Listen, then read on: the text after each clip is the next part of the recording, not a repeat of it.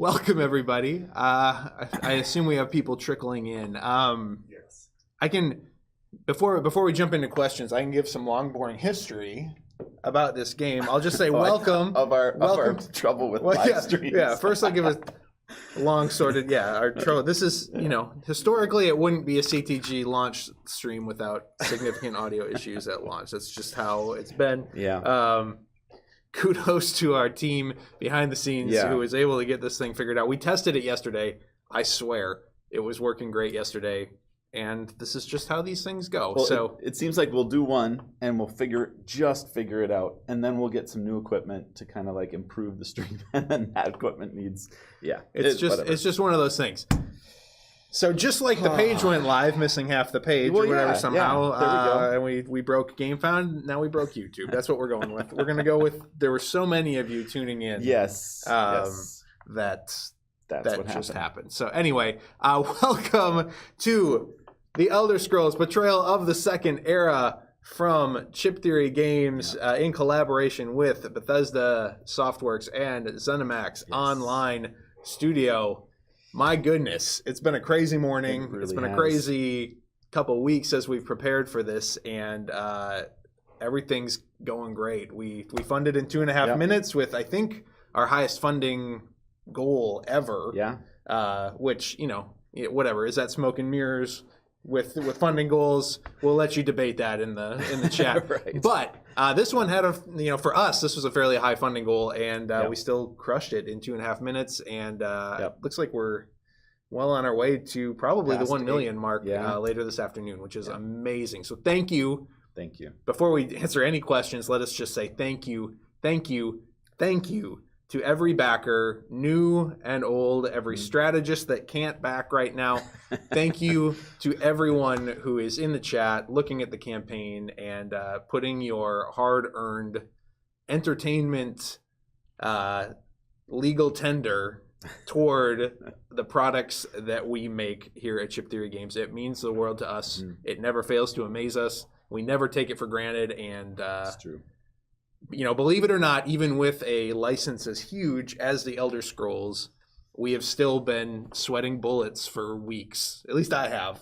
And stressing for weeks about how this would go. So it's a big, crazy, expensive game. We're so humbled that you are here taking a look at it and hopefully backing it. So this game's been in development for over 2 years in some capacity. So we signed this deal. I don't know if I have my exact timelines correct. I believe we signed this deal with Bethesda and ZeniMax before COVID, though. Like before COVID had even...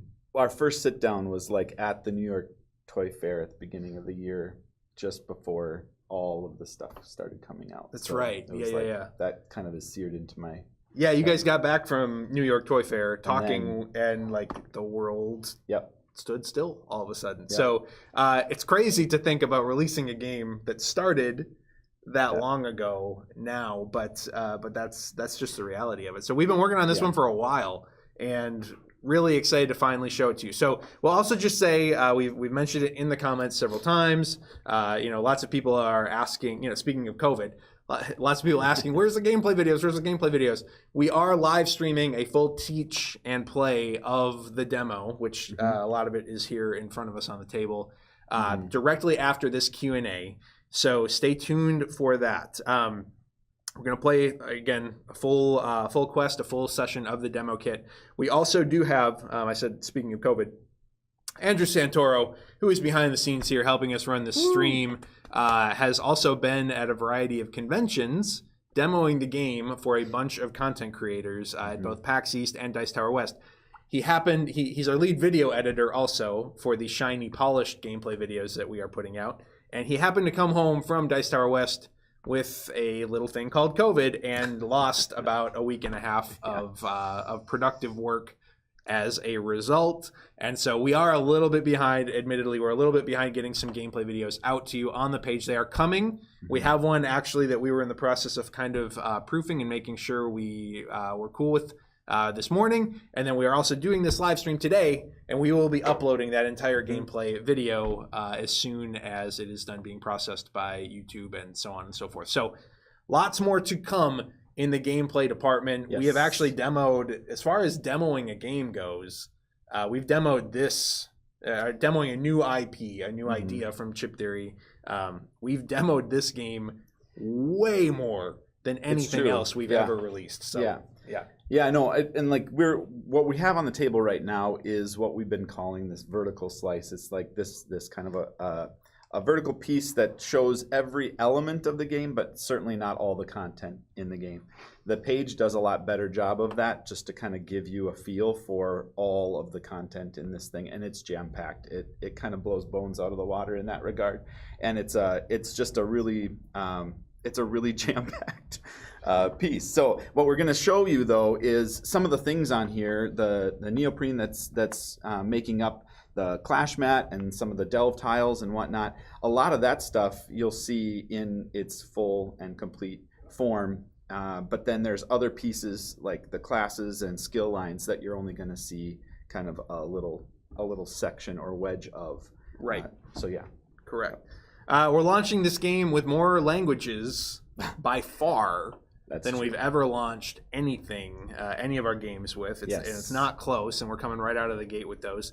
The other thing I'll just mention, so there's been, we revealed the MSRP of the game last night, which was, I think at least one GameFound commenter asked us if we were high, charging $195 for a board game. And we're doing free shipping on the campaign. And so a lot of people have asked, like, oh, did you just bake the shipping into the MSRP? And I just want to say a resounding no, we did not. Take a look at the component list. Yeah. And then compare that across one of our big games. Too Many Bones across Cloudspire. So Too Many Bones and Cloudspire are $150 games. This has as much neoprene as Cloudspire. Cloudspire does not have very many dice. It has as many dice as Too Many Bones. Too Many Bones has 130 dice. This is right up there. This has as many chips as either. It has as many pieces, like reference cards. It has more loot cards, relic cards, encounter cards, delve cards than any of our other games by a wide margin, actually. It has more reference cards than any of our other games by a fairly wide margin. It's got huge books that walk you through each region. It's a monster. And we kind of managed to do it. Like I keep saying, like, well, let's 1 year, let's build a game that's a little bit better on the side of margin. Like, we just did that. A little, but 20 strong. We did that. 20 strong. Right. Has 20 good strong margins. was like nice and small. This thing, it grows like we let it happen, and it's okay. Like it should. We love having games kind of develop this way, where it's like price is kind of the last thing we really look at, and then we just say, what does this need in order to be what we want it to be? And it's grown into a massive undertaking, but that is kind of how that was part of the pitch, and initially when we were in chats with Bethesda and ZeniMax was like, hey, this is something, we want to fuse some of these things together in a pretty grand and epic way. We feel like this would be a really good way to do it. What are your thoughts? And so, on top of all of that, though, the overarching feedback that we've gotten as we've demoed this for people is, oh my goodness, this is so much more accessible than typical traditional CTG fare. People were coming out of their demo knowing how to play it and knowing how to play it confidently right out of the gate. You don't have to learn. You don't have to spend a half an hour learning an entire faction, an entire gear lock, an entire character before you even jump into the game. You really can start with a blank slate character, like in the Elder Scrolls video games, and choose your class, choose your race, choose your skill lines, and off you go, and you're off and adventuring. And that's something that was really important to us about this game, because we know we have a major reputation for making games that are very, very difficult to jump into. And we wanted to change up that for this game, especially because we know we'll have a lot of folks coming from the video game world and looking at this and being used to like very, very easy to follow, walk through tutorials, that kind of thing. So that's a huge part of what we're doing in this game as well. So that's a little bit of the history. I assume we've probably had time to propagate the link in a fair amount of places. I assume we probably have a fair amount of people viewing. I'm looking for nods from our team back there. So throw some questions our way. I only see 2 questions on the screen right now, and I'm going to tell you for both of those, it's going to take about 2 seconds to answer. So keep them coming. Keep questions coming. We're ready to answer your questions. Otherwise, you're just going to force us to get off camera and show you gameplay. Yeah. So, and I want to be on camera as much as possible today. No, I'm just kidding. If there aren't any questions, that means we really did a bang up job on the GameFound page, to be totally honest. But we've got 2 questions that I can see in the on our screen right now. So first one is, why do you call it a race instead of species? That's the term that they use in the games. So there's really no rhyme or reason beyond that. This game has gone through lots of layers of approval. This GameFound page has gone through lots of layers of approval. So that's just that's the terminology that's used in the Elder Scrolls. Not really any more simple than that. Yep. Will the same language translations also be guaranteed for all expansions? I assume this question is asking about future expansions, because Valenwood does have the same language options as the base game. Yep. And that's just TBD. Like, yes, that is the intent, but it will rely on the agreements that are put in place and the our license being maintained, and that's like so yes, with all intention, yes, is the answer there. Yeah, some of the, so one of the things that translation partners are always watching, because they're trying to figure out, like, is this worth our time? Like, this is an extremely text-heavy game, right? Between the Gazetteers for each region, the delve cards, the encounter cards. It's a lot of text to translate in this game, and it's a very expensive game to print, which translation partners take on a lot of that risk on our behalf to sell the game into their respective regions. So one of the things that we've kind of been saying leading up to the campaign is, we're going to see how it goes with reception of the game, reception of the campaign, etc. I would say, based on this morning's results, I don't think there's any question that I think translation partners will be excited. It seems to be being received very well, et cetera, et cetera. That said, always have to see how it goes in any particular region. But we certainly intend to continue to translate all content into all gameplay content into all languages. So will translation editions ship at the same time as the English version? Again, that is the intent. It's always tricky, especially with this many translations, to get all that to work out perfectly and exactly. The timeline that's on the page, we will say, is the conservative, what we feel is a conservative timeline for all products fulfilling. And I do say conservative. This is crowdfunding and whatever, nothing ever delivers on time, and why would you ever expect it to deliver on time, and blah blah blah. But we did genuinely, I want everybody to know that we have picked a conservative timeline that both takes into account that this will be a significant print run, a large print run. It will take into account that there's going to be a lot of language additions that need to be created and approved and all that kind of thing. And also just trying to factor in, and again, this is always an unknown. It's something that we've learned a lot about throughout this process, but also just taking into account that ZeniMax and Bethesda need to approve everything that happens in this game. Now, I will say, I think we're way past like the initial really, really challenging pieces of those approval processes. This whole game, developing this game, the game got delayed. We've said, oh man, approvals are taking longer than we would expect, and blah blah. Really, what that has meant is that it has forced us to grow up as a company to a large extent. It's kind of taught us how to be a larger company instead of this Wild West situation that we've been living in for a while. I mean, again, to put it in perspective, we sold a pop-up book a couple years ago, right? Like, we sold that pop-up book for pre-order about 3 weeks after we had conceived it as an idea. It was like, oh, should we do a pop-up book? A playable pop-up book? Let's figure it out. Yeah, we'll sell it. Cool. What will it cost? I don't know. It was a little more calculated. I know. I'm obviously it's a little bit of hyperbole. Yeah. However, to put that in perspective, now we're working with one of the most beloved video game franchises in the world, a franchise that obviously ZeniMax, Bethesda, the whole team over there, like take really seriously because it's one of their, it's their baby. And so obviously we've needed to do things way further in advance and allow for multiple, rounds of feedback and back and forth. And that's taught us a lot, honestly, about what this whole process looks like. I think we've gotten significantly better at it, and things have been moving much more smoothly. So shout out to if any of them are watching. Shout out to Brent and Zenki and Morgan from the ZeniMax team.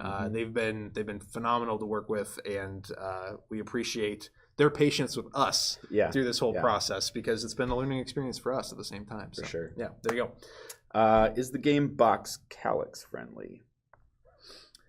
Probably. I would say almost certainly. So here's the deal. So Victorum, Hoplomachus Victorum, which was the last game that we released, if you're not familiar, we had planned for that to be calyx friendly. It ended up not being calyx friendly at the end of the day by literally a centimeter, which was strictly a result of us needing to put padding around specific components in the game. This game, the closest analog to it, I would say, componentry-wise for us, is Cloudspire. And Cloudspire, we were easily able to make calyx friendly. There is no giant mat to roll up and put in the base game box. There is no giant stadium seating component that we are... and that's not a stretch goal, so don't even ask. So this game should, I would say, should be able to be calyx friendly. I'm going to stop short of guaranteeing it simply because I don't have a box in my hand right now, and I just want to be careful. So but yes, almost certainly it will be calyx friendly. Yes. Okay. Does solo use the same quests, encounters, etc. as multiplayer? Yes. Yes, it does. Thank goodness. That there's a lot of things, and Andrew Santoro, by the way, told us very specifically, don't talk about Too Many Bones on this stream. This is an Elder Scrolls stream. I do want to say though, Too Many Bones uses a separate solo deck compared to a 2 through 4 player deck for the most part, and I think if we could go back to that and fix that and change that, we probably would. This game, yes, it uses the same cards, etc. for 1 through 4 players, and things scale up appropriately. And I'll just say we've learned a lot about how to scale this style of game for 4 player, 3 or higher player counts over the years. There's an additional difficulty level of monsters or baddies or enemies or whatever you want to call them in this game that also scales up a little bit quicker than the 1-5-20 situation from previous games. We've learned a lot about that. It will definitely be a challenge at 4 player. That said, you do just always have more options with 4 players, especially with the amount of character options you have in this game. And when you have more options as a team, generally speaking, you're able to be clever about escaping tough situations. I would add to that, though, that because you're building your character completely, like there isn't any presets like in any other game where you would, you start with a class and you have a very specific build line or a few. In Bones, that's the case. You have patches. It's a healer class, and yes, you can build in a little bit of damage, but those are very, very known and contained options. In this game, you have a lot of different skill lines that you can choose from, and a lot of different levels that you could build to within those skill lines, and it's pretty open to you. So building a character, if you want them more well-rounded, is more possible in this game between the skill lines and the classes that you could select. So also much more, I would say, much more possible to potentially build a very bad character. That's true. In this game, I've even experienced that in an early demo. I built a really bad character. He was not great. I'll just be honest. He was not great. And that was a 2-player game, so I only had one other player to help help throw me over their shoulder and carry me along. So yeah, that's a good. That's a good point. You can untrain. There's the one thing that I'm really, really excited about with this, and there's a lot, but and I hope we can talk about some of them, but we can't. You can't. No. But is the fact that there is with this game, it opened up the development to allow us to build and make the skill learning and acquisition a little bit more aggressive. So you would be able to gain all these skills, fill up your mat, and kind of max it out. Whereas, in Bones, we don't do that. We don't want you to experience everything that a character is right up front in your first game. So in this case, we don't mind so much because there's so many other skills that you're not going to be able to fit on your mat. So there's a whole bunch of different combinations of how you slot things. And so we do want you to kind of max out this mat by the end of a session. And therefore, 3 sessions, I should say, the end of the game. At the first session, you'll fill it up to a certain degree. Second session, you're gonna almost kind of get there, or maybe have already got there if you're min-maxing any kind of amount of XP. But there's this top out that stops you, and it's like at the end, you're kind of like, you're fine-tuning the mat rather than just loading on and gaining a huge amount of more advantage than maybe another character or maybe another session where it was more XP light. So there's a lot of opportunity to go hard if you want to, and then end up at a little bit better place than maybe someone playing more casually, but not such a disparity that it creates this odd feeling of overpowering. I'd almost compare it to a deck builder, actually, to a very small extent, where a lot of your first and second session is about acquiring. It's about acquiring the stuff that you want to be using, and then the late game is about paring that down and getting it really, really working really well. Yeah. Yep. So there's a certain element of that goes into here too. So yeah. Let's see. Are there any? Oh, that's right. I can scroll. Yeah, I can scroll. I was like, why won't they scroll to the other questions? They're mean to me. It's not true. It's my fault. Are there any physical examples of the drawbags? Super interested in those. Materials are made at general size. Fit in the main box. Is the core box intended to hold all expansion content? So these are these are not the deluxe drawbacks. These are kind of we've included these in some of our other games in the past. Yep. These are likely what will be going in as the standard. I could maybe see if Amanda or Andrew, you could go grab like one of the Burn Cycle or Victorum deluxe drawbag. I think there's one by the entry. I think there's a Victorum one in the entry shelves. The only difference here is that we'll have some kind of a like the Ouroboros or something printing on there that will actually indicate whether it's the 1.5 or the 1020. Oh yes, yes, that's right. Yeah, because there's 2 in this game. Yes, yep. We will get an example of the deluxe drawback because it's going to be basically the same, just with an Elder Scrolls theme. As far as will all content fit in the core box? This is such a tricky question in this day and age. Because for a while, shipping containers cost about $7 billion. And we were like, how can we get more things on a container? So you all know, like we shrank down our Too Many Bones box significantly to try and there's no room for any expansions in that box now. Our game Cloudspire, on the other hand, still has room for all expansions, but we also haven't done a reprint of that game for a while. So I would stop short of saying all content ever released is going to fit in this core box, simply because we don't know how many legs or how much legs. I don't know the proper way to phrase this. We don't know the kind of legs this game is going to have, I will say. I believe the intent, though, would be that at least Valenwood and Valenwood would fit in the core box. Is that the intent anyway right now? Yep. Yeah. Yeah, it is a tough question to answer, just because it bases it all on, like, we know the amount of content that we're considering to take this game to, and like all the regions that we want to unlock, and the classes and skill lines that would be found within those regions, the races, all that kind of stuff. So, but as far as whether those all happen and whether they can fit, we want to grow that content if it needs. Like if we get good feedback on certain aspects and people are loving this, we might build some of the content expansions to answer some of those questions, or likes. So yeah, we can talk. So part of the thought process, just future facing for this game, we definitely want to release more regions. We have some additional regions, beyond Valenwood and beyond what's in the core box. Definitely have some of those like outlined. They're not in active development yet by any stretch, but we certainly are like thinking through all of that kind of thing.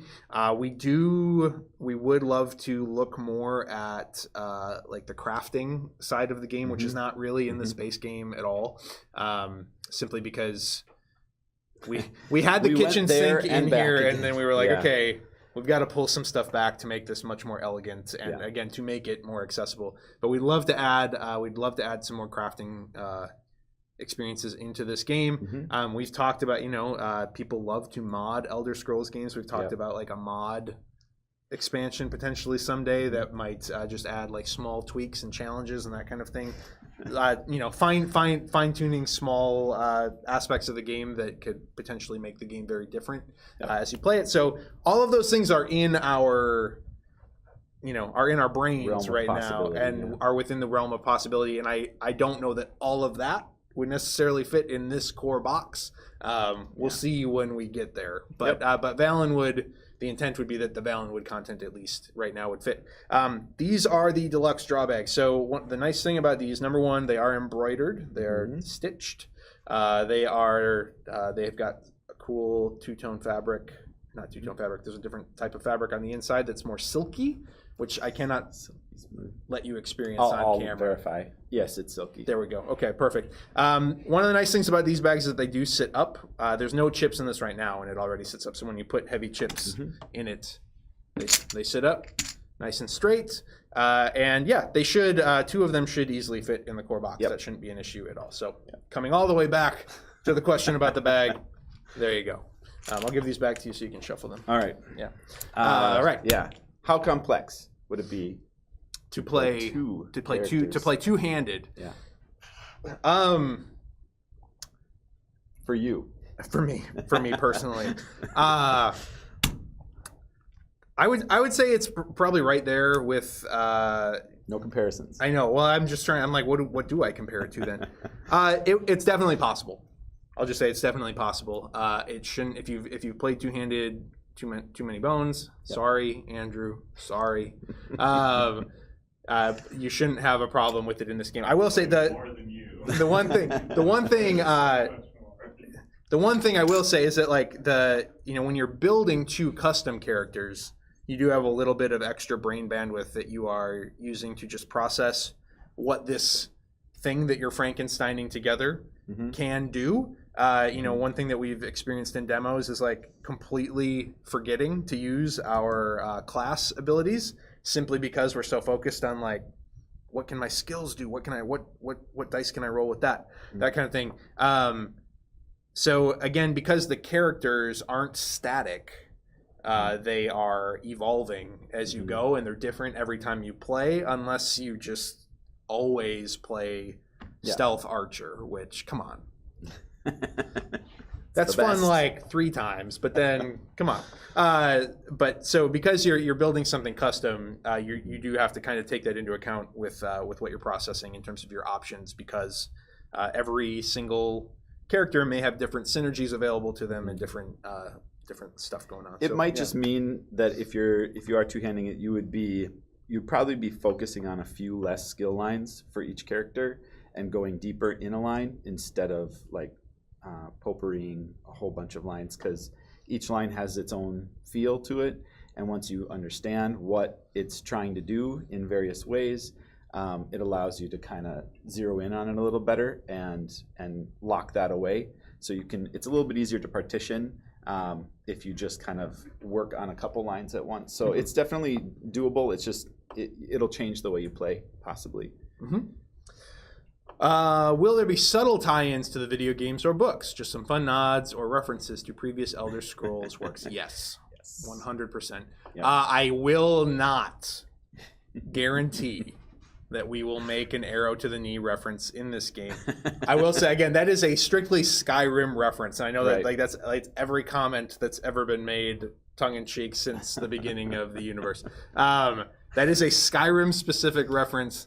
And again, this game is set in the second era of Tamriel, which is the time that the Elder Scrolls Online takes place, which is a completely different, like, section of Elder Scrolls history than when Skyrim, the video game, is specifically happening.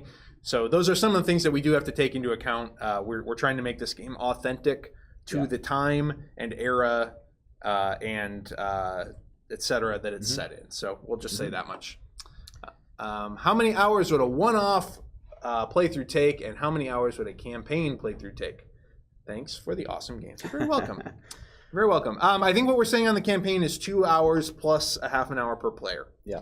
So per session, and again, 3 sessions. Now, session 3, generally speaking, is going to be shorter.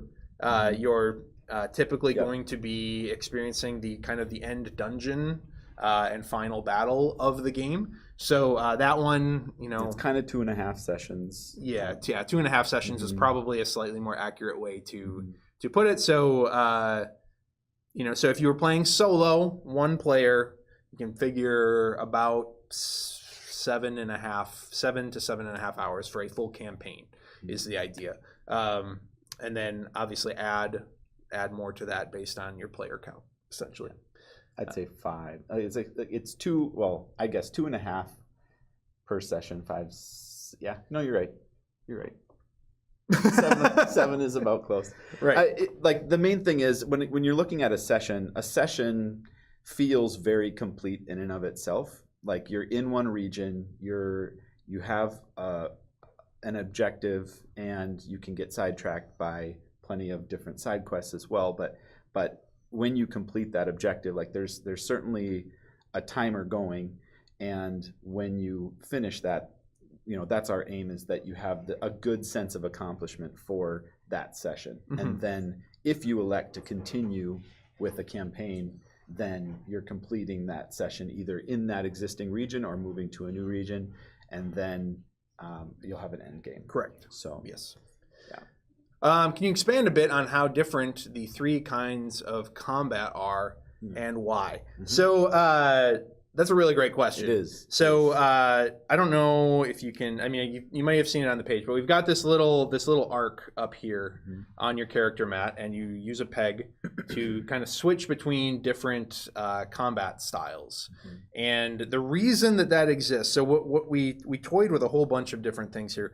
We were trying to figure out, how do we simulate, your standard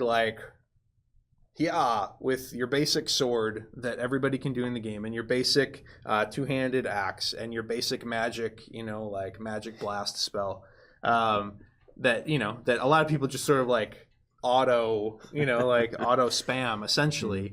How do we simulate that without putting 100 different basic swords in the game, and 100 different basic spells in the game, and 100 different et cetera, et cetera, et cetera. So that is really where these combat, what's the word I'm looking for?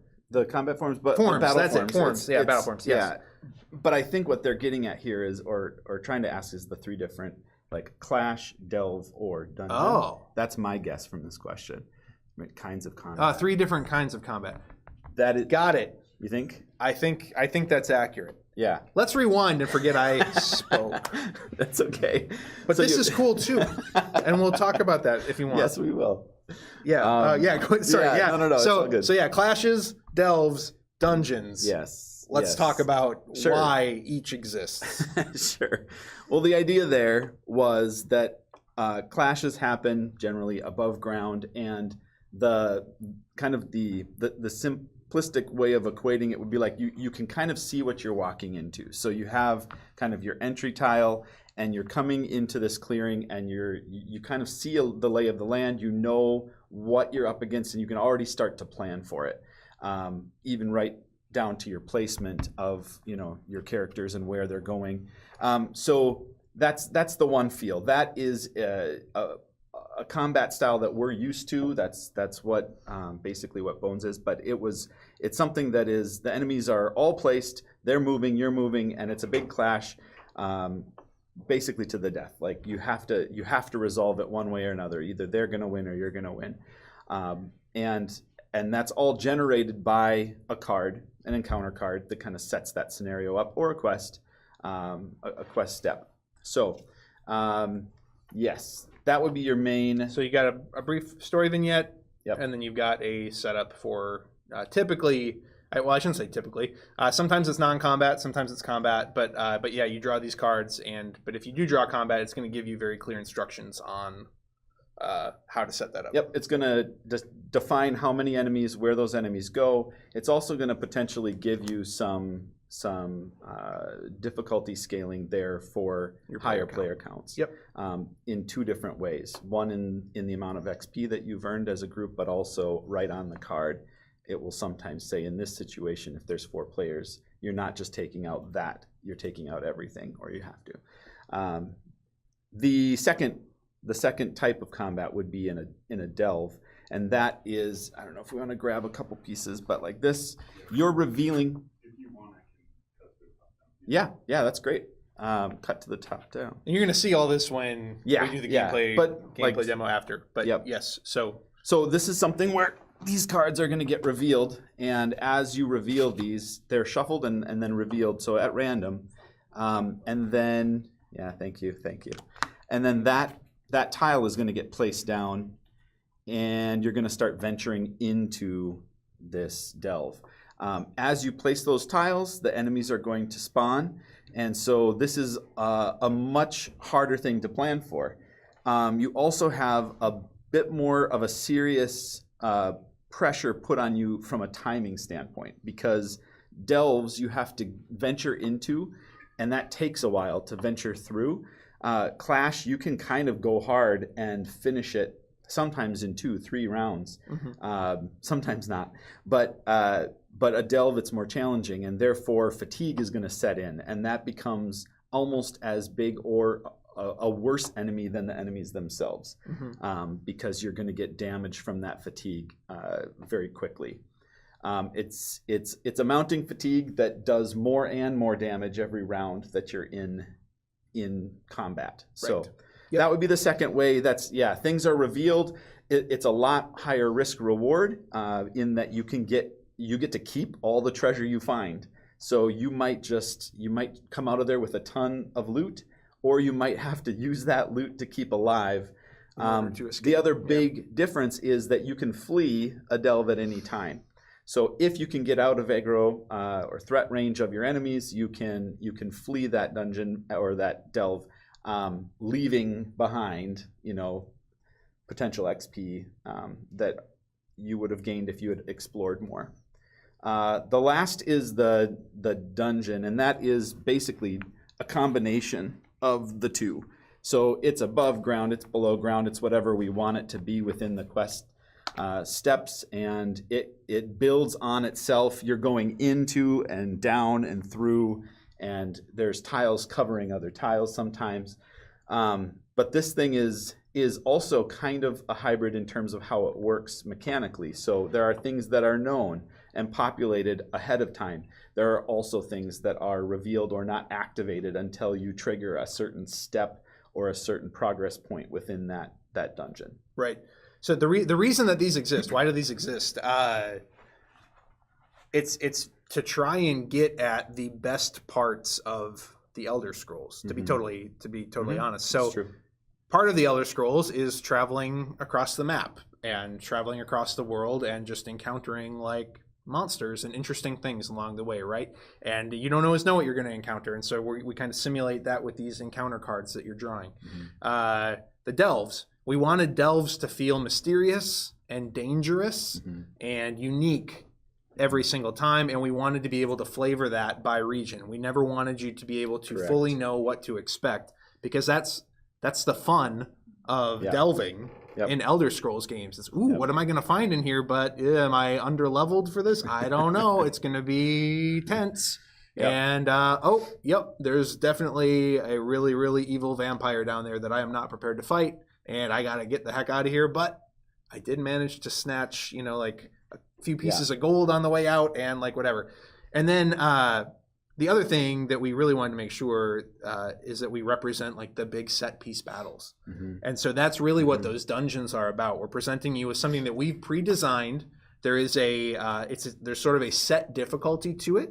So, you know, if you've failed a bunch of encounters previously, we don't punish you for that along your journey, really. But if you arrive at the final dungeon really, really underleveled, you may get your butt kicked a little bit. So, on the other hand, this is also what allows for the like potential over leveling that people like to do in Elder Scrolls games too, where if you're really successful on your journey, you're going to come in and be able to like really do some damage. So the three different types of combats and adventure that's happening here, it's really designed to get at the best elements of the Elder Scrolls without trying to homogenize it all down into like one singular system that doesn't quite answer all of the questions that and all of the experiences that you're looking for in an Elder Scrolls game.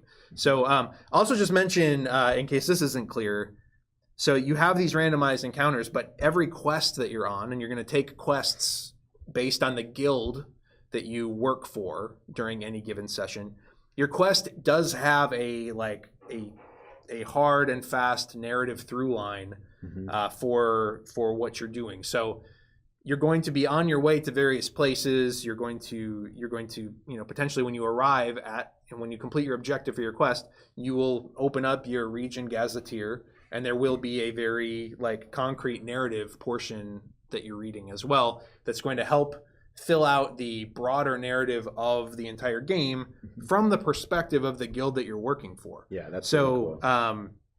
So for example, you know, like if you I'm not going to get too much into the plot because I'm not an Elder Scrolls lore expert by any wild stretch of the imagination. But again, the major, you know, Deslandra's plot is to cut off access to the realms from which magic flows, right? If you're the Mages Guild, it's kind of a big deal. Like you're not going to have access to magic. If you're the Dark Brotherhood, do you even care? I mean, so those are some of the questions that we're looking to examine.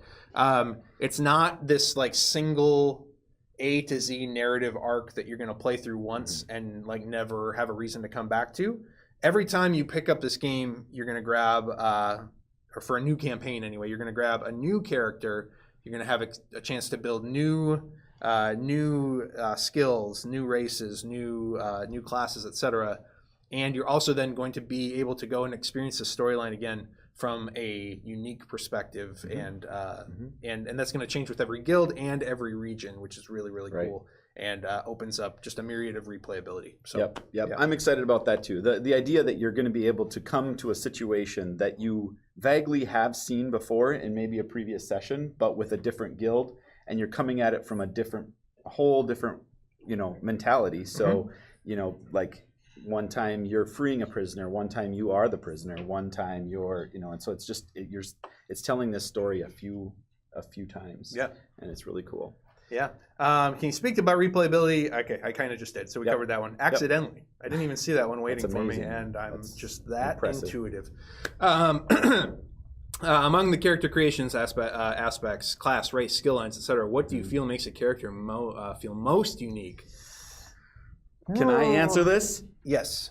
I would say because I don't know what I would say. So please do. I mean, so there have been some changes in the recent with how and when you gain certain things, like your class. That's something that now you're selecting right up front, which has made for a really cool feel because you have time to build into it. What we found was in players' first session, there was enough going on that wasn't a huge priority to like be trying to think through, plan for, you know, tick boxes on or get requirements aligned so that you could gain a specific class. So now we're giving you that choice up front, and now you get to decide how it's going to work for you. It's going to determine your innate. It's going to determine some of the things that you can do with tenacity, which is basically the version of a miss when you roll dice. So there is that aspect, but I would say that it's your character and how your skills are building toward one another. So again, you probably have got this from the page. You'll definitely see it in the playthrough. But everything that you're building, your attributes, all your stats, and all of your skills are kind of vying for the same spots on your character mat. And we wanted that to come through in a way where if you really want to train in health, you're giving up something to do that, and therefore it's eating up spaces that you could have a brand new flashy skill line, slotted, and only can build it 2 deep because you have all this health, which is awesome to have lots of health. But there's constantly, and at the beginning of the game, there isn't any trade-offs. You can slot things so they're not across from one another, and you feel free. And then by middle game, you start to kind of calculate a bit. And by end game, oh my goodness, you're like, do I really need this skill? Or can I, and so I would say that for me is what makes the characters feel the most unique, is by like looking at you, looking at me and saying, all right, what do we need for this end? I think I'm actually gonna, crazy as it sounds, I'm gonna drop this and pay again for more XP to slot something else here because I haven't used this in 30% of my battles. Right. Yeah. Yep. That's my answer. Yeah. I don't know, that's a great answer. And I think that makes sense. It's kind of everything, because everything informs those decisions to an extent. Like, again, your class is going to inform what skills you choose. Your race is going to inform what skills you choose. Certain races may force you to slot, as he was referring to. You might have to slot health and basic attack across from each other, which is going to make every decision on like, do I get basic attack or do I add more health? It makes that decision point really, really painful. That might be informed by your race. So there's it's a hard question to answer. There's a lot going on, but just the strategy of building your character right here on your mat is that's really where it's all at. I don't know if that answers that question or not, but there you go. We are very close to breaking the $1 million mark. And that means like I have a whole bunch more stretch goals I have to load in. We may need to send JC away to update some stretch goals here momentarily. Question for Gillum. How easy is it to save your game to come back later? Very easy is the intent. Now we don't have this quite fully figured out yet, but the intent is that basically you'll load up all your. Whoa! Incredible. That's amazing. Honestly, that's amazing, everyone. Honestly, wow. I don't even. It's wild, man. That's faster. That's faster than any campaign we've ever ran before. That's thank you to all backers and everyone watching this. This is nuts. Again, whether anyone believes this or not, again, man, you just don't know. You just don't know. You don't know. There's a lot of people out there who feel that crowdfunding has peaked and is on the down slope and on the downswing, and so with a giant campaign like this, you just don't know. But sorry, what was I asking? What was I? Oh, so but the intent is that basically you'll load up your mat with the dice in it, with your pegs in it, and your cards. Place it in a tray. Slot that right back into the game box, and you'll be able to take it right back out. So again, we don't have a functioning example of that yet. We've got a lot of ideas that we'll be playing with, but the intent, obviously, is to make that super, super smooth, super easy, and super convenient, so that campaign play is. The idea that four characters could stack right on top of each other with the tray. So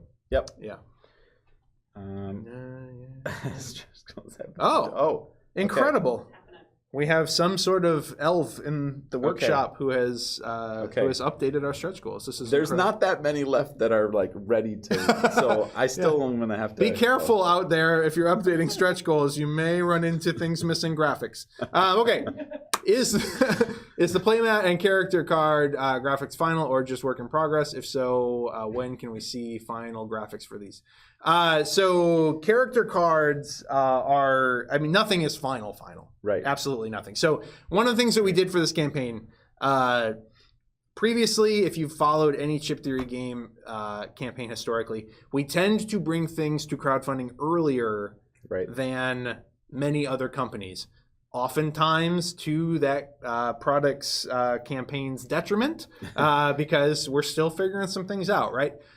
What we did for this campaign, the intent, rewind 2 years, was we were like, what if we had a fully playable demo kit that had a full rule book and everything, and we printed 100 of those and we sent them all over the place. That didn't end up being possible for a number of reasons. And so instead, we did sprint, though, to have about 5 or 6 playable demo kits that we could demo for content creators in person which we've done at conventions, which we invited some folks here. You'll see some of that video later in the campaign. So to do that, we needed everything to look final-ish. Though we still have, again, we're looking at delivering this game, late next year. There's still a long way to go in terms of like finalizing absolutely everything. So when can you see final graphics for anything down the line? I don't have a great answer for that. I mean, a lot of the artwork that we're showing is pretty well locked and loaded. I will say that. But there's still a lot of things, some of these things on the mat, and I don't know if you can see them or not. A lot of these things on the mat aren't even labeled. So like this is up here. Are we on the top down right now? I don't know. Okay. Yep. So this area right here, this is for extra XP. We don't even have like numbers up here because we didn't know, like, will that be a 1, 2, 3? Will that be a 5, 10, 15? Will that be a 0, 1, 2? Yeah. We don't know. So these combat forms aren't labeled. This the tenacity track. The word tenacity might still change, so we don't have that labeled on here either. Fatigue. This is your cooldown track. Again, it's been called fatigue. It's been called cooldown. It's been called like stamina meter. There's like there's still lots of things that need to be figured out and finalized. But we have a fully functioning and very good feeling demo kit in front of us that now we're gonna as we develop more and more content and as the game gets further along into playtesting, that's when we'll start to apply quote unquote the trim to all these things. As far as graphic design goes, I mean, it's definitely a lot closer than it is further away. Like there's a lot about this that we're really, really liking. So, as we go through and define in a more specific way, like you said, the numbers and getting things fine-tuned, it is fine-tuning. There are other aspects that aren't nearly as complete. Like the map is one that is just, it has a long ways to go. It was kind of a placeholder to start us on, what could we do? How do we want to do this? Do we want to be traversing via hexes, or do we want to be traversing via like grid paths or trails? And that's all kind of in the works still. So I got a panicked, not panicked, that's an exaggeration, but I got a message from our contact at Frosted Games, our German translation partner, yesterday, and they're like, we just showed the trailer for the game, and everybody thinks everything looks amazing except the map. Everybody's complaining about the map. The map's not final. It will be updated. Don't worry about that. That's coming. The map has been actually, as the back and forth with ZeniMax on this project has been, the map has been one of the more challenging things. Simply because when we conceptualized this, we were like, we want people to be able to go absolutely everywhere in Tamriel ever. Yeah. And then they were like, whoa, slow down, cowboy. We haven't even come close to revealing all of, even most of the regions. Right. Remember the time period you're in. Yeah. It's kind of like, yeah. They're like, we let you go to Morrowind. There's a bunch of Morrowind even that we haven't let players see. Like we can't like slow down. So there's been lots of discussion about how to best handle that, and so that's still one of the pieces that's in progress. Mechanically, it's sound, but we're still figuring out how that's going to look exactly. Yeah, I would also just say that there are what we're kind of trying to be critical of is we want that to be a meaningful experience. We don't want the map to be something that is kind of just another tracker of sorts, right? And so. The fact that you can go anywhere, that has to stand for something that is significant. And so we're still talking about what does that mean from the key locations that you're seeing on the current map to the spaces that don't have anything but are on your way to one of those locations. Does that just mean drawing an encounter card? Currently, yes. And that has a really cool experience behind it. Do we want the map to be doing anything more for that? Right. So there's just it's in later stages of questioning that, but it's like it's good questions. It's kind of like it's that elegance piece again, kind of just saying, hey, a lot of this stuff is working. Is it all absolutely necessary in order for this to feel like it's moving at a good pace for people and not just mindless work? 100%. So, what's the ETA for delivery? We are saying we are planning on delivering it September 2024. That's the ETA. Again, we feel that is a conservative timeline based on how far along a lot of the mechanics and everything of the game are. we will keep you all posted as things come to fruition. Again, this is also one of the things that we're also trying to factor in. I don't know if I mentioned it. This will probably be the largest print run of any game we've ever done, especially because of all the language additions. So we need to build in extra time for manufacturing on this one and fulfillment compared to any other game that we've ever done. So anyway, how many expansions are you currently planning to produce after this current campaign? Lots of them. Well, it will probably depend. Like we have each of the official regions identified and like content earmarked for going in to each of those. So and again, they're not necessarily the exact named regions that some might be familiar with for certain Elder Scrolls games. It's more along the ESO timeline. So just keep that in mind for like Western Black March or or whatnot. But a lot of those regions, all the regions are in various stages of planning and figuring. Right. That's not to say there wouldn't be other potential expansions, like we mentioned the crafting expansion, which we were really excited about, and then we're just like, let's get this thing dialed in before we go there. And so but there's some really cool stuff happening with that already. So does the base game come with multiple campaigns? If yes, how many? Again, you get to kind of choose your route through the campaign. So that's a as phrased, that's a challenging question to answer. But every guild has a full like 3-session campaign that you can play through in each region. And there's how many guilds in the game? Lots of guilds in the game. I think there's 8. We're unlocking. Right? Oh wait, I don't know if we've said. Dang it! Silence. Okay. Yeah. I've said too much already. Right. But you figure I think 7 or 8 guilds times however many regions are in the game. That's and then figure you can path through this. You can switch guilds between sessions. So you have a lot of different options. There's a lot to play through, and then when you factor in the fact that you can play through with you could play through the same quest and the same campaign, theoretically make all the same choices, but your encounter deck would be different. Right. Your delve deck would be different. The loot you draw would be different. And hopefully, if you're not stuck constantly being a stealth archer, your character will also play completely differently. So there's a lot in this game. We're not messing around and we're not joking around when we say this is the biggest, most ambitious base thing we've ever put together. There's so much gameplay in here. It's huge. Any chance of ESO voice actors reading the story in an app for us?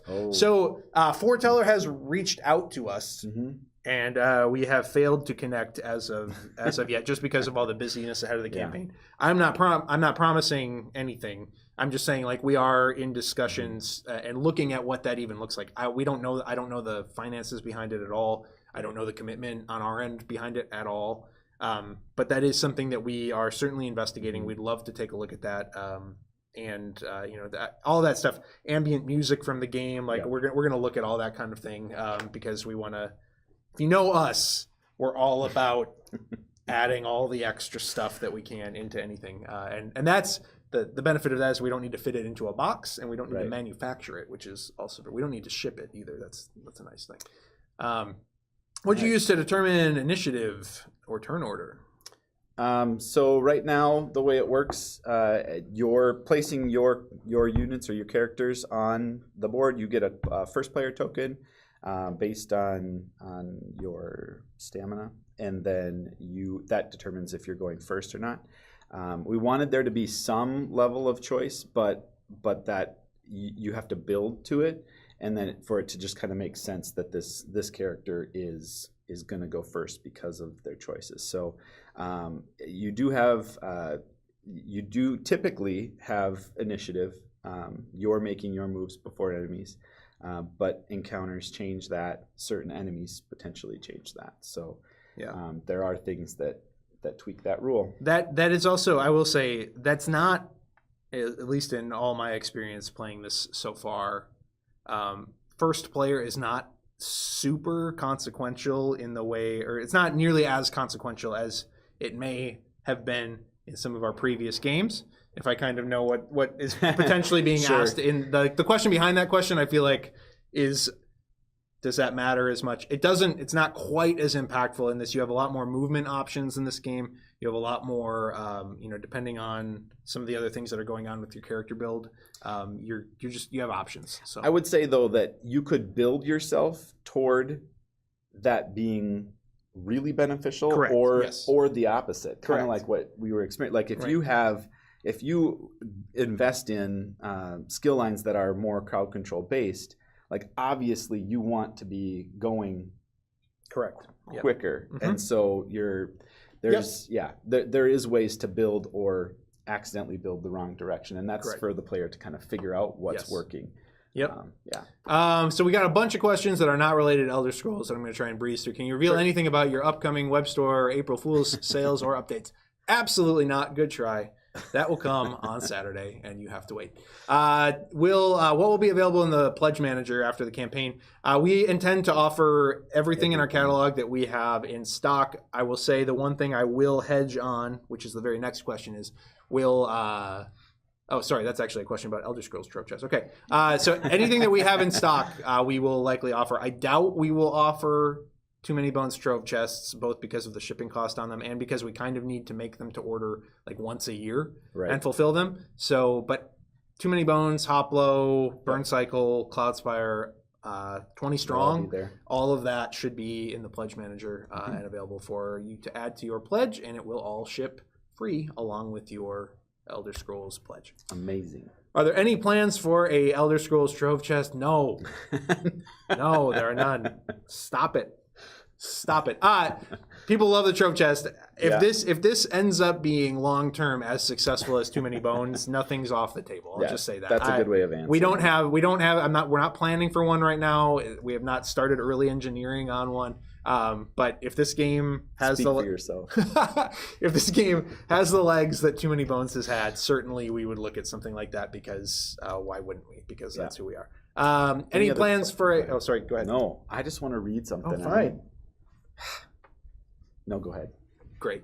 Any plans for a higher player count, or are you likely capping it at 4? So if you're not familiar with chip theory games, which many of you are, I'm sure, but we give you a lot of choice as a player, like a lot of choice as a player, and that does tend to make 4-player games of any of our titles run long. And for that reason, I don't think we would ever look at anything more than 4 players here, simply because with the amount of stuff going on, with the amount of options that you have as a player, the amount of decisions that you're constantly making, it just tends to make the game drag, and it doesn't end up being enjoyable for everybody else on the table. There's too much lag between turns and that kind of thing. So. Yeah, and there's a sweet spot to how many dice are doing how many things to how many enemies. It's just like there's only so much you can build into health totals before it feels either really punishing for smaller player counts, and those dials are a little bit you have to be careful turning them too much or too little. Yes, so, correct. Yeah. Can we expect anything for this game at Gen Con? You sure can. We will at least have this here, here or there, this here demo. We will have it at Gen Con, likely in an updated form. So again, we meant for example, there's a couple things. There's a couple balance tweaks that have already happened. So both of these guys actually have or gals on the other side. There is both female art and male art on every race card. I don't think it's top down. Thank you for not switching to the. Oh, there we go. Okay, there's both male and female art on each for each race. And same on the chip. You can flip it to either side.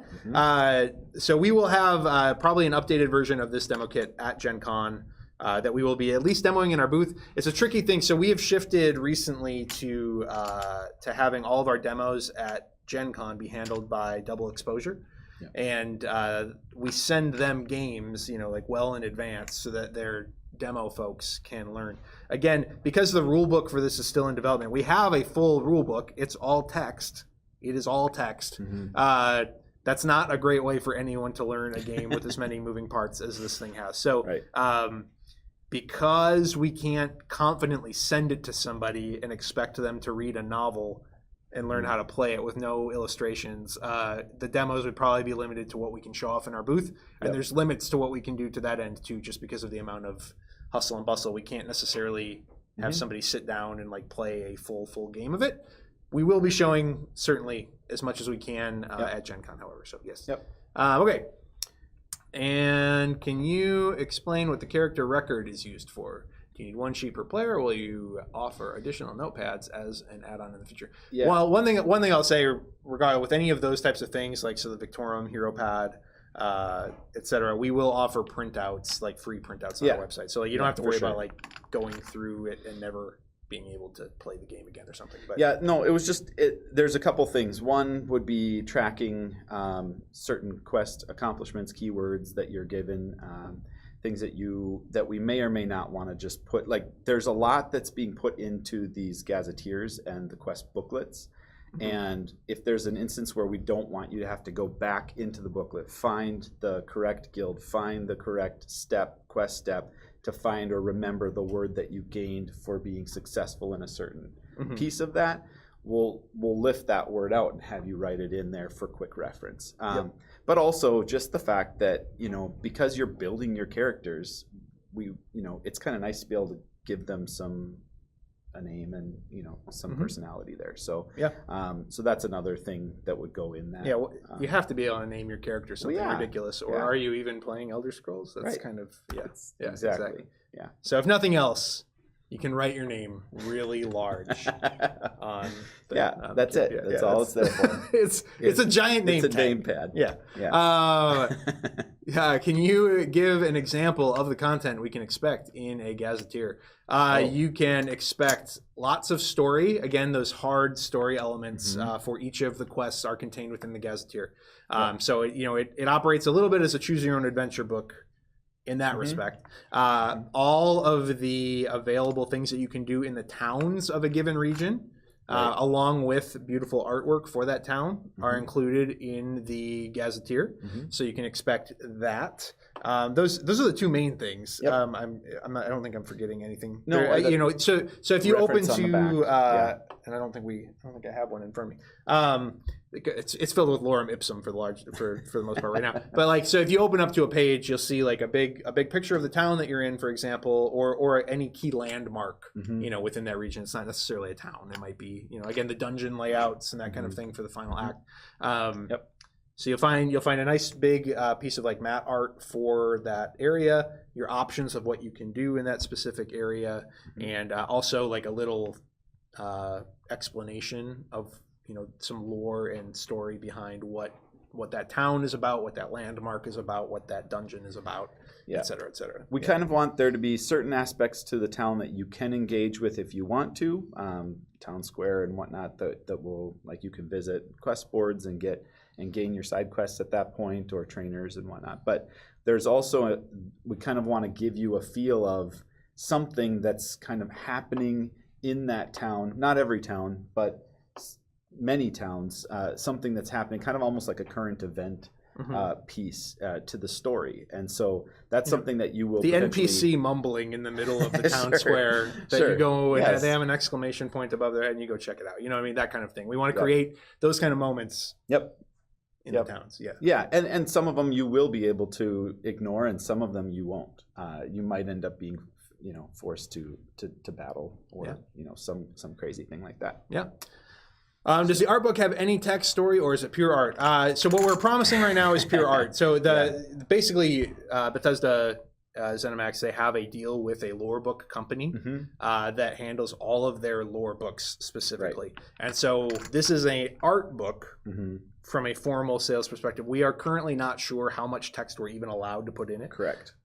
We'd like to offer some text in it, and if that happens, we will talk about like languages, translations and that kind of thing for it. Right now, what we're promising is an art book specifically, and this game has a ton of art in it. So if you are a fan of the Elder Scrolls franchise and you love delving into the lore, and again, all of this art, it's original art, and it has been through the ZeniMax and Bethesda approval process, which means that they are giving it their thumbs up as well. So this is, if you're into this world, if you're into this franchise, this is going to be a really cool keepsake. I'll just add to that. That is actually one of the more just surprising, but also very exciting aspects to this that I wasn't sure going in we would be able to do. Like we were preparing to need to do more paint over type stuff, like grab stuff from that exists, grab a screenshot, and then paint over or illustrate over it. And so the fact that we've been allowed to do this kind of art for this game has been really awesome. And the fact that a lot of the art that's being generated for this is going on a fairly small chip, as far as like the enemies go. The art book is our opportunity to blow that up into, to see it in all its glory. So, that would be what its main focus is. Right. Yeah. Yep. Absolutely. Okay. I'm going to try and, how many we got left here? How many questions are? Oh, there's still a ton. Okay, I'm gonna try and rapid fire a few of these just because I do want us to get to the playthrough. Yes. And then I've left our poor staff to fend for themselves in the comments for a long time, and I'm usually the front line of defense there. So, okay. Any other games that inspired some part of this game during development, mechanics or otherwise? Other games, I mean, obviously this was inspired by Bones, but you can see elements of Cloudspire in there, and Hoplo, and Hoplo too. Just like the whole. This was a really good candidate for a lot of the different types of mechanics that we have in our other games, and that's why we went there with it. So I don't know what this Swiss cheese map has other than been inspired by other than Bones, but certainly this whole dynamic of building out the skills comes from. It's a truth. I mean, truth be told, Bones is at least Too Many Bones is partially informed by the Elder Scrolls. Yep. We take a lot of influence from the video games that we've played growing up. Yep. And so it's weird. It's weird to be like, the Elder Scrolls kind of influenced Too Many Bones to a degree, the skill trees and now and Too Many whatnot. Bones is now in turn influencing an Elder Scrolls game. It's kind of funny that way. I solo TMB using 3 characters with the complexity of character development in this. Will this be or still be possible with 3 or only 2? None of us have ever tried soloing this game with 3 characters, so I honestly cannot answer that question. If you're capable of soloing Too Many Bones with 3 characters, though, I think you could do it here. It's going to be a brain burner, but I think you could do it. Yeah. So is most of the customization in the first game? How much does your character get better in game 2 and 3? No, most of it is not in session 1. I would say there's an equal amount in session 1 and 2. I would say the 2 things that are big decisions though that only happen in session 1 are your race and your class decision. So and then I would say session 3, not a lot of customization happens in session 3. The Dark Elf Under races doesn't have strong typical features like the ones from the games. It's just a deliberate choice to have them represented in art with softer features. No ruby color eyes. I don't know the answer to that question. No, I would say that wasn't. I mean, each of our artists are able to kind of interpret the art as they are inspired to. So that would have been an artist's choice, and then obviously vetted through ZeniMax. So will other content creators showcase gameplay videos of the game, or is it only in-house video gameplay? So for this campaign, so again, because we wanted to teach people the game, we didn't want to hand them a super long rulebook. We did have people in-house to teach them how to play, and we filmed gameplay videos, so we'll be releasing portions of those gameplay videos. You can find there were lots of the folks that we have had in from Jeremy Howard at Man vs. Meeple to Alex Radcliffe at Board Game Co. We've had a couple TikTok influencers, Casey and Jason, Brain in a Jar and Easy Cat, and that's actually the first gameplay video we're going to post. Features those 2 actually playing through the game. Nick Murphy from the Brothers Murph. A lot of them have posted impressions and that kind of thing. We did not give them permission to film their own entire playthrough while they were here. And again, that was partially just a function of we wanted to make sure that nothing leaked ahead of time, and that we were able to make it as shiny as possible for when we released it. And they didn't have all their best equipment here. They flew from all over the country, that kind of thing. So we captured those moments. Certainly we're aiming. Again, we've demoed the game for something like 60 different people now, I think, between all the conventions and that kind of thing. So none of that is from a desire to hide anything. And in fact, I think if you search for impressions of the game out there on the internet, I haven't seen a single negative word from anybody who's demoed it, to be totally frank, at the risk of sounding arrogant. So that's what I'd have to say about that. Are some characters more multiplayer Tink-like, or are they all soloable? Again, you have full control over your character, so that's from a race standpoint, they're all about, you know, again, if you build to their strengths, they're all soloable. But like, as far as will you have pets or that type of thing, there are items that you could gain that are pets, and there are also skill lines that have certain field. We've got conjuration and whatnot. So I won't spoil that too much, but like, yes, there are aspects to that of other things that you're controlling. Yeah. How does losing the campaign work? Can you, if you lose too many times in the middle, do you fail? Can you fail forward? What is it? Death. So the end game, again, happens in a giant pre-designed dungeon. And that has a set sort of expected difficulty and experience, group XP that you're looking for. But that's what you're gaining throughout your adventure that controls the types of enemies that you're drawing. Is you're gaining group XP. You may actually have opportunities to gain individual XP that doesn't uptick your group XP, and those are valuable because obviously that helps you get more powerful without the game scaling with you. But if you fail your quest, what happens? So yeah, Josh? if you're in a typical encounter and you get party wiped, you're going to get reset back to, you know, minimal health and whatnot, but you're not going to lose any momentum necessarily, because again, things are scaling with you based on your group XP. As opposed to the day of the game you're on. Correct. So this question, again, is a veiled reference to Too Many Bones. Yep. So I'm just, yep. That said, like we've said, there is an end game that has a hard cap on it that is going to punish you if you're too far behind.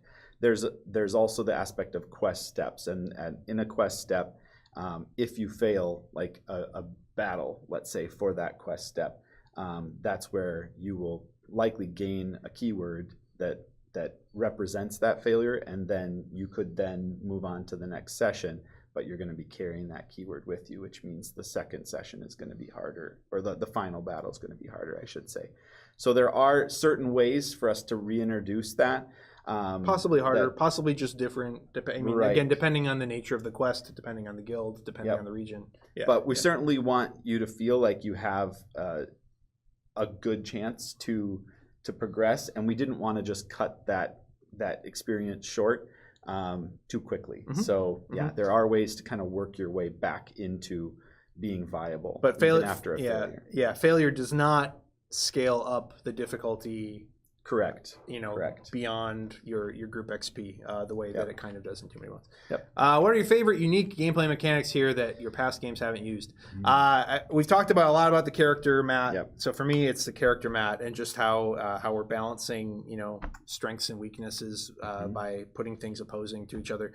That's something that was called out by every content creator that played it. Was just like, oh my gosh, that is brilliant. We love that, and I love it too.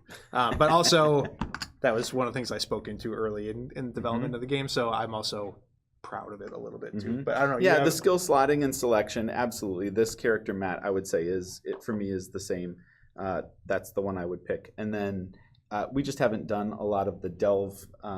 You know, tile revealing dungeon crawl kind of situation. Yeah. So that was a really fun aspect to see how that would work its way into and with some of our other mechanics that we're known for. Yeah. So the other thing that gets called out a lot and that I'm also really, really excited about is the whole concept of fatigue in this game. Yeah. So we've got all these little cream cubes that are fatigue. So throughout this game, you've got a cooldown track. So I'll put this here.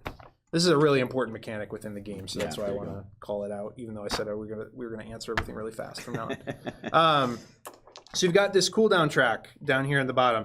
Basically what happens is anytime you roll a die, anytime that you roll a skill die or a standard, you know, proficiency / attack die, you're gonna roll it, and then if you use it, it's going to go into cooldown, or even if you don't use it, actually, it's gonna go into cooldown. And this mark means at the beginning of my turn, I'm going to get 2 dice back and then these are going to move over. But you can take actions in the game that are going to generate fatigue. And so what happens is you might choose to try and, make some really crazy, risky move and take on just a ton of fatigue and then roll these dice.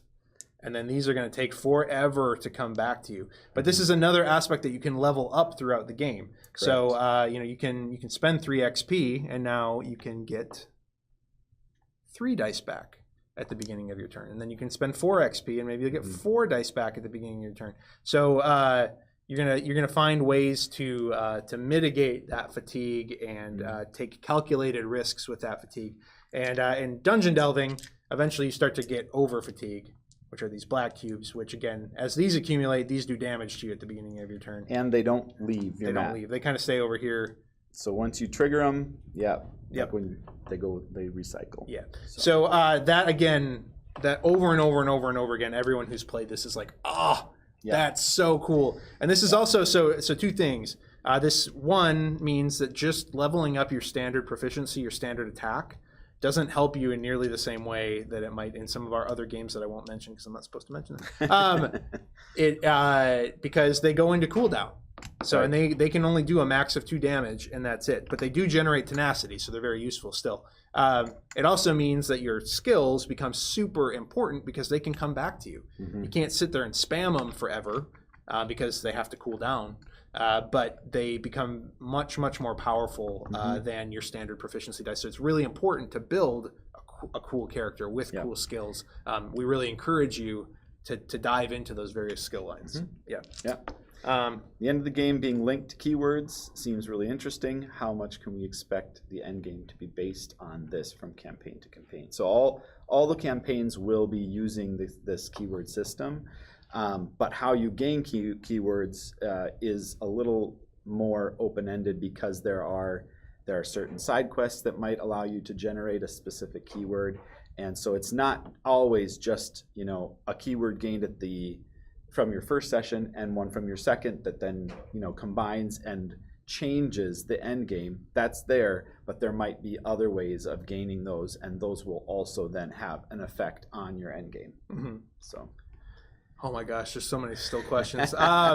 We got to wrap this up, guys, or we're never gonna get you to a playthrough. But will the fatigue dice be blank in the final game? TBD. We might find a reason that you occasionally roll them. We'll see. So then we need to give them values on certain sides. Who knows? I'm trying to find really important ones that we maybe haven't talked through, at least at a global level. When you get skills back from the fatigue track, do you get them back in order, or do you choose freely? You get them back in order. It's a very important part of sequencing and being successful in battle. Are character dice global or character specific like bones? They are global. Any chance the Elder Scrolls could be a 20 strong deck down the road? I'm looking right into the camera and telling you there is nothing in development right now. We needed to see how this game went and this campaign went. We would love to do one someday, certainly. And again, part of the whole ethos behind 20 Strong is to reuse amazing art that we have and put it on nice cards and that kind of thing. So we'd certainly love to. We have not talked to them about that at all. So there's nothing, literally nothing in development, but we would love to. With most stretch goals already having been crushed, will there be additional secret stretch goal containing, let's see, horse armor? There's so many stretch goals. There's way more stretch goals. This guy's got to get back to his computer so he can unlock some more. That's also why I'm trying to wrap up this stream. We just talked about fatigue, so we did that. Tiles are double-sided. Not double-sided because when you double-side these things, if the mats are small, they become very, very slippery. We don't want you constantly adjusting and readjusting your mats. It's valuable real estate. We realize that, but the gameplay ease of having that stick, it's too important. So yeah, not double-sided. This is a good question. With 2 players, are both using the same guide, or are there different story arcs, one for each? You do have an opportunity to take on individual side quests, but you are experiencing this game as a party. Correct. You'll make decisions largely as a party. You may have different town actions that you may choose to take individually, but in terms of the quest, the guild, etc., you are taking on this as a party. We have to keep it. Elder Scrolls is all about exploring everywhere all the time with whatever you want to do. We do have to constrain it a little bit to make it work as a board game. That's just, will there be an upgrade or stretch goal for miniatures? No, there will not. We're just not We're just not a minis company. Yep. We have done brass mags. They worked really well for Burn Cycle, but not for this campaign, especially with the amount of customization that's available. It just doesn't quite work. Will you have a beta rulebook available in the campaign? Likely not, again, and that's not because we don't know how to play this game. We do, and we can show it, and we're going to demo it in just a couple minutes. We're going to teach you how to play it, actually. It's just there's so many things still in active development that we don't have a lot of the art and illustrations and figures and that kind of thing done to explain how it works. So it would be a long text document and your eyes would roll back in your head and it would be bad. So will the Pledge Manager prices and free shipping be the same as the campaign? When will the PM start? Generally speaking, we launched the Pledge Manager about a month after the campaign ends. So we're not announcing a date right now, but generally speaking, that's when it will start. We are not guaranteeing that free shipping and the same prices and everything will be available in the Pledge Manager. That's not a threat. That's just to say we don't know. We don't guarantee it. Depending if we unlock, $5 million worth of stretch goals. I don't even know if we can come up with stretch goals to go that high. But if we unlock every single stretch goal in this game, we will then take a step back with the contents of the box being known and say, like, okay, moving forward, does that price point make sense, or do we need to up it a little bit? So I don't expect a dramatic price change from campaign to Pledge Manager at all. That's not what I'm saying. It'd probably be to the tune of like $5 or $10. But there is certainly a chance that when the game releases, the MSRP is much higher than what we're saying here on the campaign.